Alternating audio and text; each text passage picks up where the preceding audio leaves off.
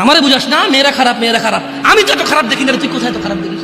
আমি তো দেখি তুই তুই বেটা টেনে পড়িস মাত্র, তোকে আমি ছোট করে দেখছি না বেটা।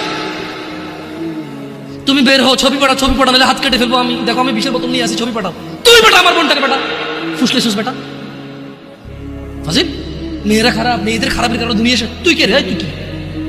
তুই কি মেয়েরা খারাপ? শোন, আমাদের গ্রামে প্রবাদ আছে, ধর্মীয় কথা না এটা। এখন যেটা বলছি এটা প্রবাদ, এটা ধর্মীয় কথা না। কোনো মেয়ের দেখবেন হাঁটুর উপরে কাপড় ওঠে আর নামে না বেটা। তুই উঠাইছিস হাঁটুর উপরে কাপড়, ও উঠায়নি।